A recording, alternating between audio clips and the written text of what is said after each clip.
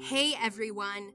Today I will be telling you an amazing story about a wolf's loyalty. It is quite strange because a wolf being loyal is not something one would expect. This was what happened.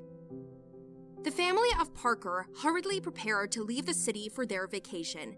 It was their usual practice close to the end of the year. Mr. Parker, a successful engineer, stops anything work-related a month to December. His wife, Agnes, ensures preparation starts from November so that nothing is forgotten for the trip. The kids, Paul, Cecilia, Brian, and Mark, always have nothing to worry about as school closes before the commencement of their vacation. Their vacation was never in one fixed place, but before December, Mr. Parker always checked out places for vacation online and purchased one everyone agreed to. A certain year, their vacation was planned for an abandoned royal apartment in a village located in the forest. They left the city and started their journey to the apartment they had rented for the duration of their holiday. They got to their destination late, and they all tiredly entered the house.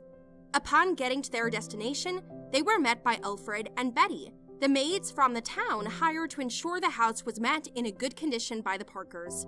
The Parkers checked out the house, and they were satisfied. They all slept peacefully when they had all settled in, with the help of Alfred and Betty. The next day, they woke up to meet their breakfast on the dining table. Cecilia and Brian decided to leave the house for a stroll after breakfast. They happily bounced on the road and stopped short when they saw a thin black dog in front of them. They tried playing with the dog but couldn't because the dog walked away. The two of them decided to bring bones for the dog the next day because it was a little too lean, and this suggested that it was quite hungry. Upon getting home, they both informed their family of the thin, hungry dog they had met. The Parkers are nice people who agreed that Cecilia and Brian should go along with Bones the next time they strolled, so it could be fed in case they met the dog again. The next day, Cecilia and Brian excitedly left the house with Bones and strolled along the same path they had met the dog, but didn't see any traces of the dog. They went back home sad. However, their sadness soon turned to excitement when they were both called by Paul to the backyard. They got there and were excited to see the same thin black dog. The three of them fed the dog. The next day, Mark joined them in feeding the dog.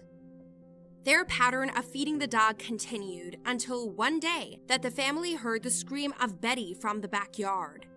The whole family, as well as Alfred, rushed out to see what had caused Betty's scream.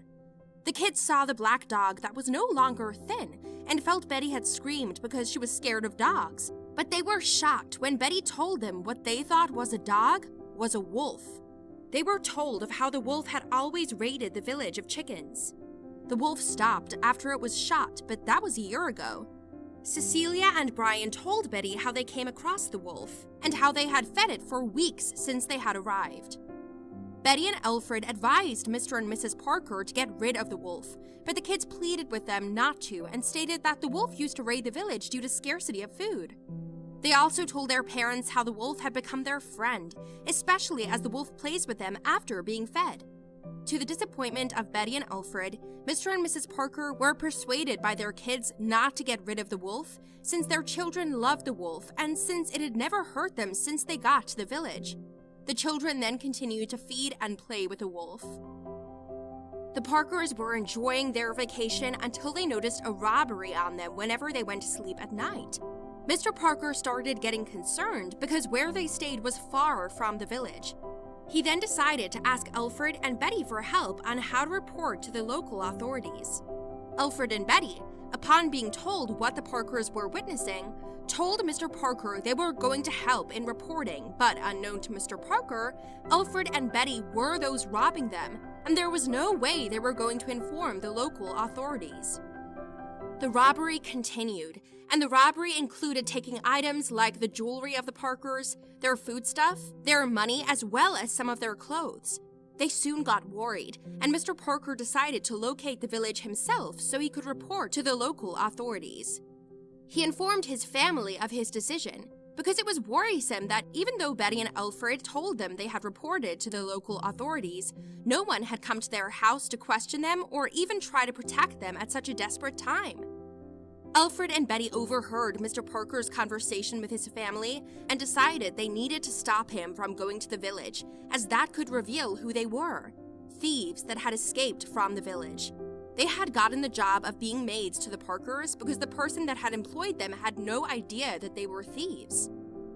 The night before the day Mr. Parker was supposed to locate the village and report the robberies that had been carried out in his house, Alfred and Betty kidnapped Brian in the presence of the family.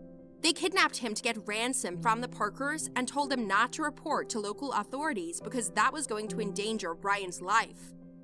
The Parkers were put in a difficult situation as they couldn't risk the life of their son. Alfred and Betty forcefully took Brian out of the house while he kept on screaming. His screams alerted the wolf, but this was unknown to Betty and Alfred. Alfred and Betty had a hut in the forest where they resided since they escaped from the village, and this was where they hid Brian. The wolf had secretly followed them to where they kept Brian. Brian never stopped screaming for help, and this soon irritated Alfred and Betty.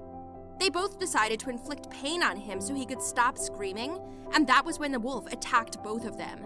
However, Alfred and Betty were armed, and they didn't hesitate in harming the wolf. Immediately, when Brian saw that the wolf attacked Alfred and Betty, he stood up and started running while Alfred chased him. The Parkers, where they resided, had also reached out to the villagers for help without involving the local authorities immediately when they realized the wolf had followed Alfred and Betty. They all followed the footsteps of the wolf into the forest, and soon they came in contact with a running Brian who was being chased by Alfred, and soon Alfred and Betty were caught by the villagers and handed over to the local authorities. The wolf was also carried back to where the Parkers stayed and treated. The Parkers were happy they had treated the wolf well because it had in turn showed loyalty by saving Brian. Did you enjoy this story? Did you learn a thing or two from the loyalty on display by the wolf? Kindly share with us your thoughts in the comments section without forgetting to like and share this video.